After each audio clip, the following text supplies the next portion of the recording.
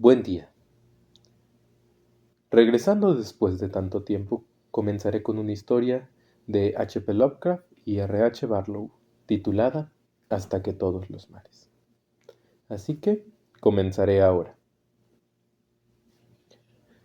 El hombre descansó sobre un acantilado erosionado, contemplando los valles, recostado. Así podía ver a grandes distancias, pero no había ningún movimiento visible en toda esa gran extensión marchita.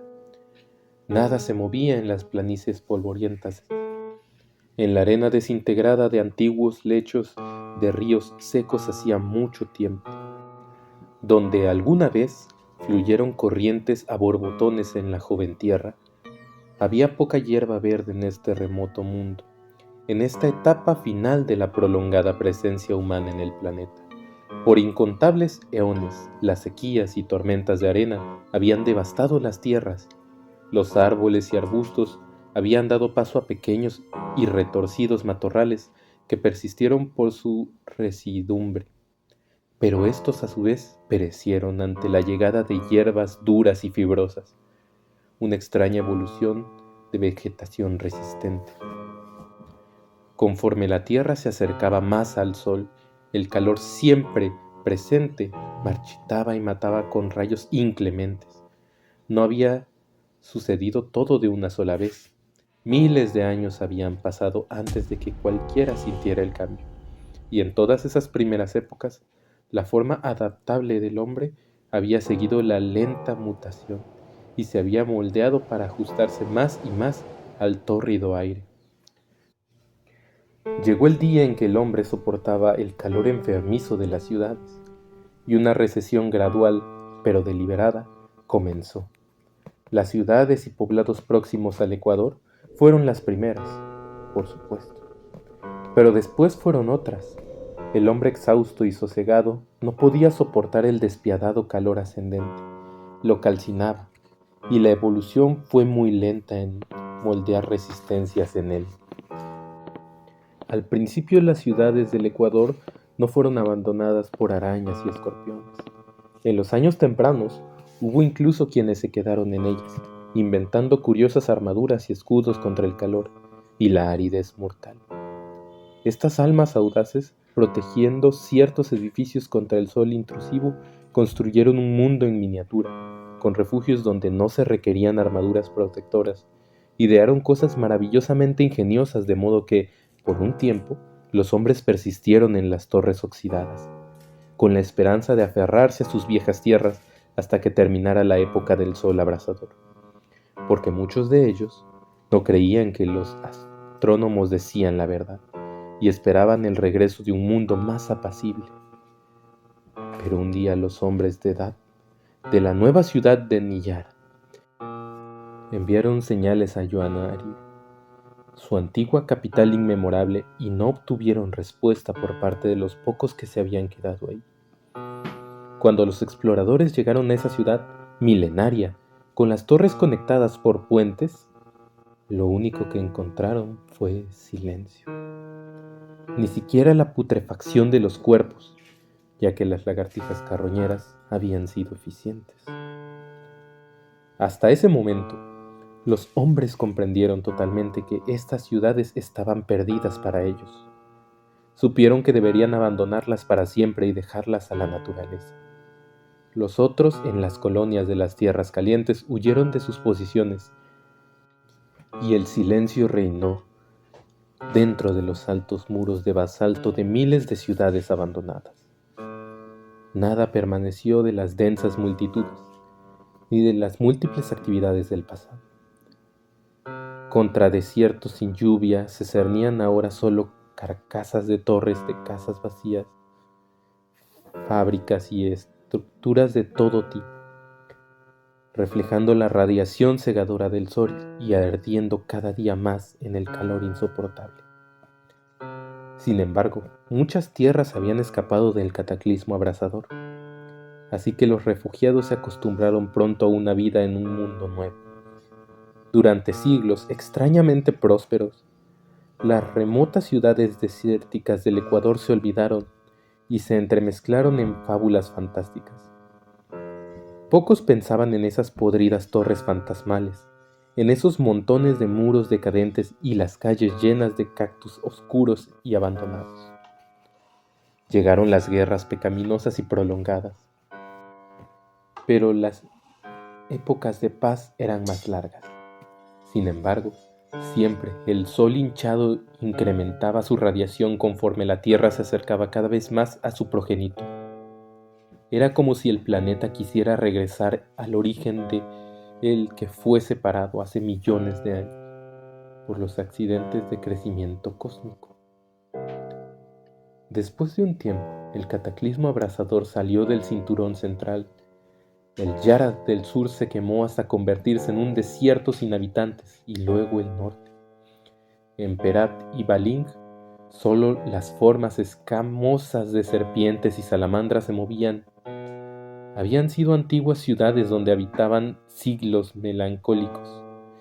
Finalmente, en Loton, se escuchaban solo los ecos de las caídas intermitentes de los altos capiteles y los domos que se desmoronaban. Constante, universal e inexorable fue el gran desalojo del hombre de aquellos reinos que siempre había conocido. Ninguna tierra del cinturón que se ensanchaba se salvó. Ninguna persona quedó atrás.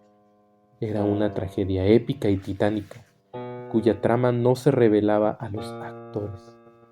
Toda esta deserción total de las ciudades de los hombres no tomó años o siglos, pero sí milenios de cambios despiadados. Y todavía seguía adusto, inevitable y salvajemente devastador. La agricultura estaba paralizada. El mundo se hacía demasiado árido para los cultivos. Esto se solucionó con sustitutos artificiales que pronto se usaron de forma universal.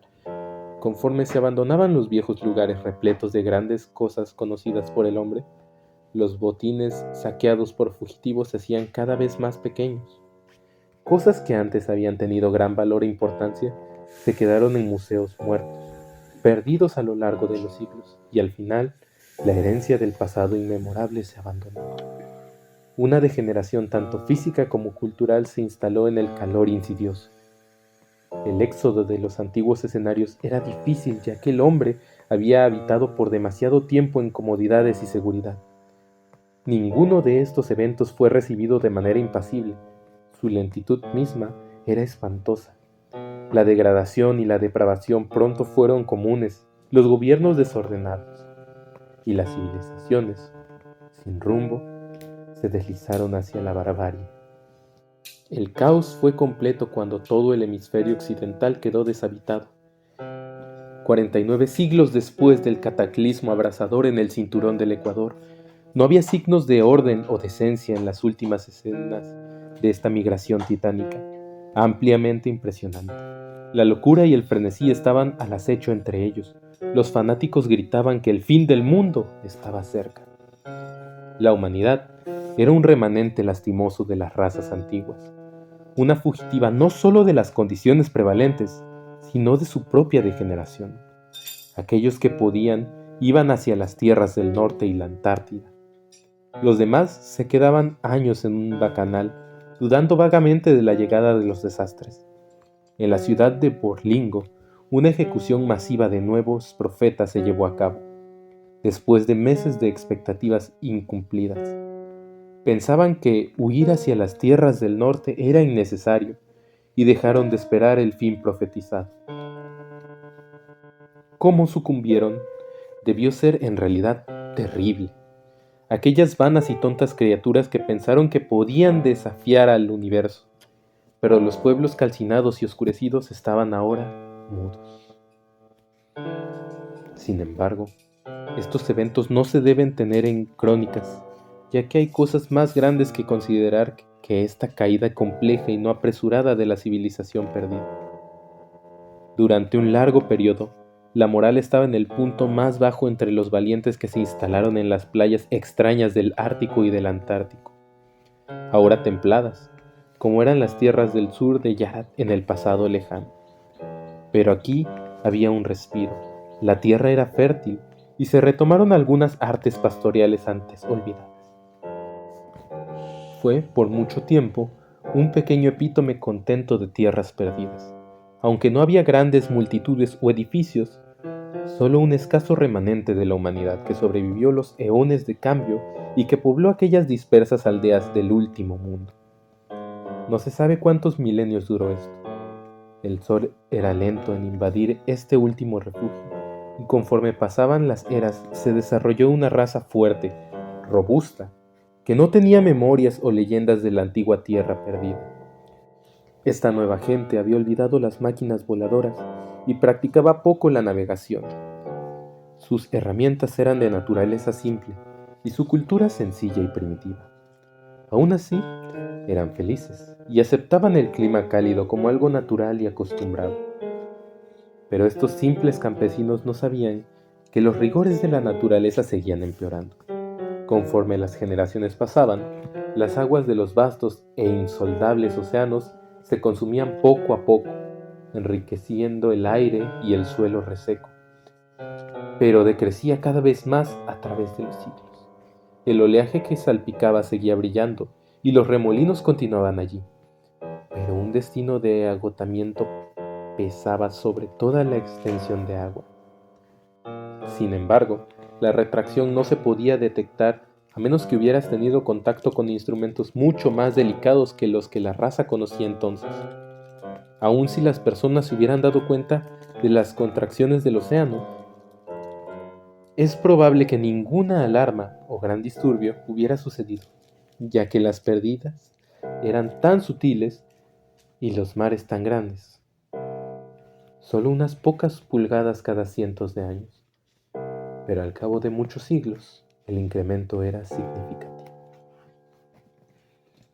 Sucedió al fin que los océanos desaparecieron y el agua se convirtió en una rareza sobre el globo seco, cocinado por el sol.